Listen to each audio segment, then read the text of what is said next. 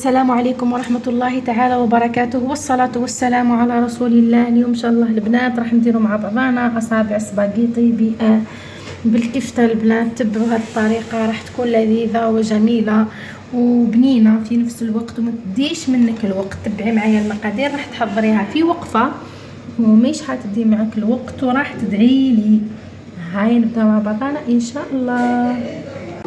اول حاجه راح نديروها البنات، عندي هنايا شويه ثوم كيما راكم تشوفوا، راح ندير لها شغل درسه. حندير لها شويه ملح فوالا. هنايا عندي دي بول تاع الفيون داشي كيما راكم تشوفوا، وتقدري ديريها بسكالوب ثاني. هنايا عندنا سباغيتي، عندنا طماطم مصبره، وعندنا نصف حبه طماطم مسكرفجه عاديه. دونك هنايا في الدرسه تاعي درت شويه ملح، وراح ندير شويه راس الحانوت، وندير شويه فلفل كحل، هذا مكان، وشويه فلفل كحل وشويه فلفل احمر يكون حلو. واللي تبغي الحار ثاني دير الحار، واللي ما تبغيش الحار ثاني تقدر تستغنى عليه. ونديروا شويه فلفل كحل وشويه كركم كيما نعرفوا طبيعي، في تسمى فيه فوائد بزاف يعني البنات، منه تابل ومنه دواء. هذا مكان البنات راح نكملهم ومن بعد ندقدقهم مليح مع بعضهم، نهرسهم ونشوفهم مع بعضنا ان شاء الله.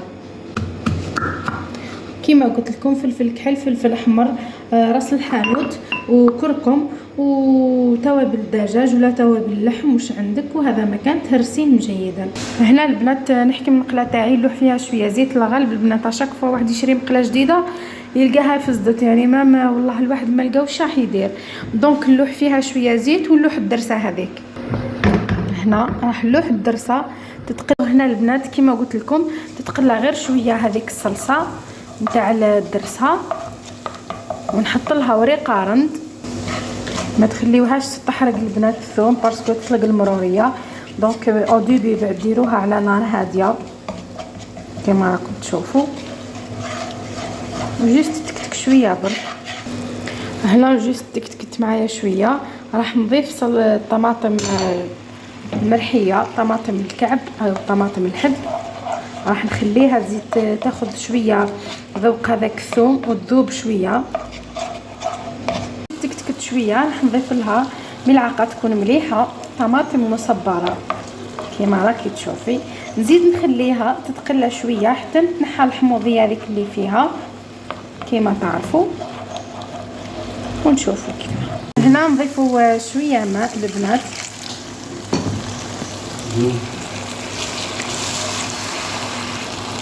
هنايا رشه تاع سكر، وهذا هو السر من اسرار اللي يخلي الصلصه حلوه وبنينه.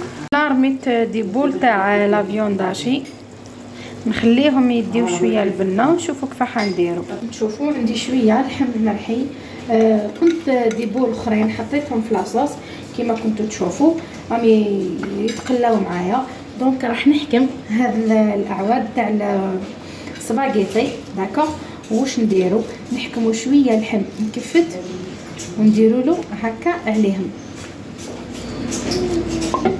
هكذا البنات، هكذا البنات شوفوا بهذه الطريقه.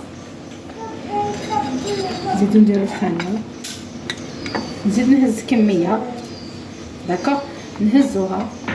هذا الطبق تقدري تحضريه في الفرن وبيان في مرميطه وبيان في مقله. دونك في وقفه توجديه مريح الاولاد وميم طون ولا غير بنين.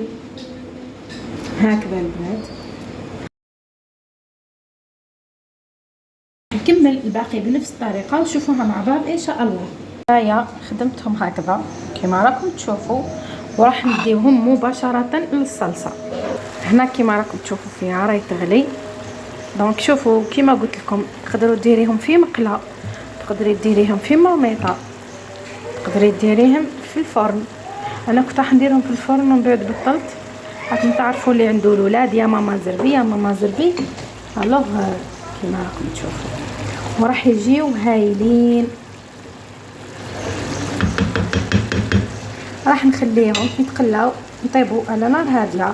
ثاني نرج معنا سباغيتي تاعنا ونشوفوهم مع بعضنا ان شاء الله في صحن التقديم. هنا البنات ملاحظه برك تحطوهم يطيبوا لازم يكون شويه لاصوص تغطي هذوك الاعواد تاع سباغيتي وتكونوا ديجا نقصتوا لها النار. انا زدت حطيت معها سباغيتي عادي موش مداير بالفيونداشي حطيته. البنات تغطيوها وخليوها طيبه على عقلها باسكو لو كان ما تغطيولهاش وما تنقصولهاش هذوك لي سباس اللي حطينا فيه اللحم بين سباغيتي واللحم ما يطيبش. الوغ هذه من بين الملاحظات اللي لازم تعطيوها الوقت في الطياب. شوفوا البنات راهو بدا يوجد واحد البنه واحد الريحه. نسيت ما قلت لكمش بلي اللحم راني تبلته ودرت له ملح وفلفل كحل وشويه بصل وشويه ثوم. هنا البنات كيما راكم تشوفوا شوفوا الدغيساج راح نحط شويه صلصه تحت عفوا. هنا ما باليش كيفاش راح نسميوهم مي لذيذه. راح نكمل الدغيساج ونشوفوه مع بعضنا ان شاء الله. في الاخير هنديكم لي سباغيتي تاعنا بعد ما وجدوا معنا. صدقوني البنات والله غير بنان وجاو هايلين ومام الولاد فرحوا بيهم والله غير فريمون يعني ماشي نشكر فيهم ولا سهله مام 10 دقائق وحنا وجدناها.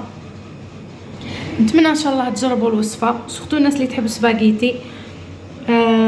خليونا رايكم في التعليقات وشاركونا ان شاء الله ارائكم واستودعكم الله الذي لا تضيع ودائعه وفي امان الله.